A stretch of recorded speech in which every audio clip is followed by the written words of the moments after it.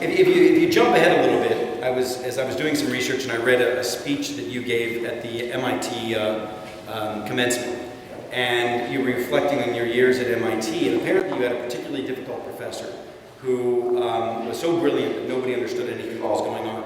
And as a result, you decided somewhere along the way to work with a group of your peers to write all the notes up.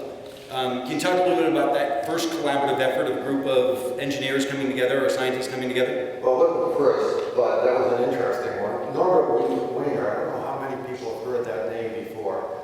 He was a professor at MIT, really was a child prodigy, and he coined the name cybernetics, for example, in a book that he wrote. In any case, when I first went to MIT as a graduate student, he was offering a class. I had heard the name before, so went and enrolled, as did many others. There were a large number of graduate students in there. After about the fourth lecture, we were down to around 7. And the reason was he'd go in and write these huge, long equations and be talking, and it wasn't very transparent as to what he was really doing. And so finally, the 7 of us that were left decided that we'd better get together each evening and kind of try to figure out what that day's lecture was about. And so we did that. About halfway through the term, Professor Wiener found out that we were meeting, and so he stuck his head in one evening, and we told him what we were up to, and he said, "That's wonderful, let's turn it into a book." So that sounded fine. And then every night thereafter, he'd stick his head in and say, "How many pages are we up to?" The book did come out as, I always have to think about which way it goes. Nonlinear problems of random theory. Sometimes I call it random problems of nonlinear theory. So as you spin ahead, you leave MIT and you come out to this institution, if I'm not mistaken. And you're I taught at MIT for 7 years. as an associate professor, and then you left and came out here as a professor. Right. That's what I understand. Mm-hmm. By the way, no better reason than the weather to be here, from my perspective. So you come out here.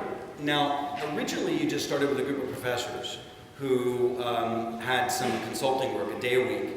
And I was just curious. I mean, many of the folks out here, as they're starting entrepreneurial endeavors, are just doing so maybe in their dorm rooms with a group of friends, a group of old associates, just deciding to come together and try to put together a business to make some money, not necessarily for some grand equation. What were some of the early, I'm just curious, what were some of the early challenges that you had with Linkabit relative to, I mean, were there challenges with sharing the leads? Was there any sense of competition? I mean, what was it like in those early days? Well, when I came out from MIT, I also with another professor at MIT, really one of the earliest textbook on digital communications. And so when we came out here, it was well known and had lots of invitations for consulting, many more than you can accommodate.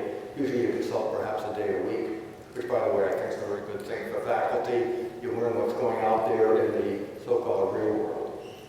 But many more than I could handle. So one day flying down from a meeting up in NASA Ames with 2 professors from UCLA, I happened to mention that I had this heavy load of consulting, and they said, well, maybe we ought to set up a company and share consulting. And I said, that would be fine as long as I don't have to do any management. But it sounds like sharing consulting in that stage was just taking your leads. Is that what we're talking about? Well, we had a lot of, yeah, we had a lot of, the others had some. So you were the rainmaker.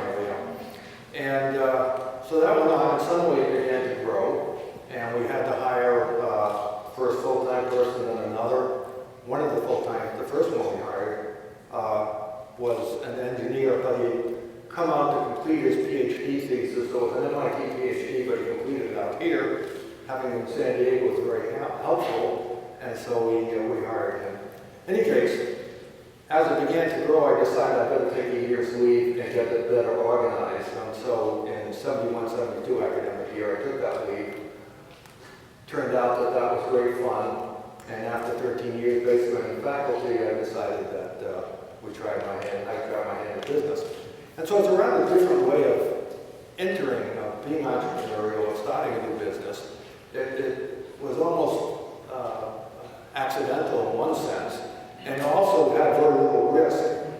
the sense that I knew that for at least 1 year, I could always return to the university. But luckily, it did very well. It grew pretty much 60%, 50 to 60% a year. It was always profitable. And well, at what point did you need funding?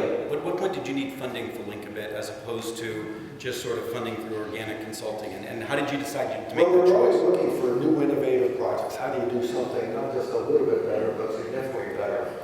And we had an opportunity with the Air Force, actually. About the first 9 years, a lot of our work was government work, either NASA or military, or DARPA. Because at that time, contracts were a lot easier to come by. You had a good idea, you could usually get funding. It's much harder these days. So in any case, we became involved with a program for a satellite terminal, and as a subcontractor to a very large company.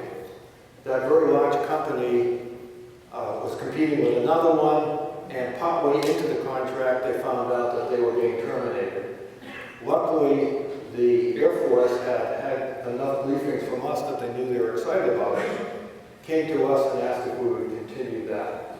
It eventually led to a manufacturing program, and to get into that one needed significant funding. And so we had to build up the funding. What were some of your earliest challenges as you professionalized the organization? I mean, and one of the other questions I'm curious about that is, was it all learning on the job? I mean, you had a degree at Cornell, and so you had a couple of business courses, law, legal courses, etc. One curiosity for the audience, how important do you think that ultimately was in the starting of a business? Well, it started because my high school counselor said there was no future in science nor engineering. We didn't know any better. Didn't turn out to be quite correct.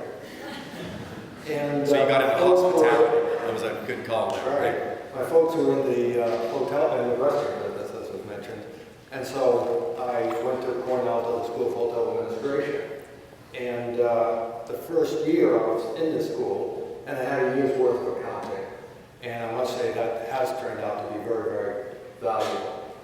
But the challenge is when I left and went to Linkabit, I've never had any business courses. We didn't have any business plan. We didn't initially even have any products. We started a consulting company when we began to build up. And so one of the things I used to do was to go and talk with people from different businesses and ask for their org chart, just so I could find out which functions you need to have in a company, how it was organized, and what we might therefore be able to do at Linkabit. So it was very much a on-the-job learning experience. But that was also valuable because you see something and you know there's a function, and then you think about it, and how might you be able to do that better? And this was back in the early 70s, and so there was very few computers. We actually built our own computer, an emulation of a computer. Then, because there were government programs, you had to manage programs, we wrote our own software. There wasn't commercial software. So I ended up putting together project management, so you had to learn about project. Each one of these things you kind of worked your way through, which was very valuable because then you had to go out to hire someone to take that job. But having done it yourself for a little bit, you would know what to look for in that person you were hiring. And so it kind of built on itself and built very carefully and well. So some of the early stumbling blocks, do you remember what some of the challenges were with professionalizations, where you went from just a group of profs moving into something where you're actually going to build a business and making that decision? What were some of the biggest challenges? Well, times, of course, you start a business, every week or 2 weeks, you have to meet a payroll. So there's always that concern and the dollars. But you have to also make decisions. And so very early on, we knew we didn't want to simply stay in consulting. We wanted to be able to develop products and get into manufacturing. And so that itself required a whole new set of skills, a whole set of learning experiences. We did go through that and developed a product, again, a satellite terminal using what are now called risk processors. At the time, the term didn't exist, and so we had to build up a computer with several chips with a very small number of instructions, So a risk processor that could do the kind of signal processing we want to do for this terminal. In any case, when we built a terminal, we were in competition with a very large company to win an Air Force contract for manufacturing. So I'm going to go on with one more story here. Stories are emotional transportation, as a friend of mine once said, so this is what we want to hear. Right.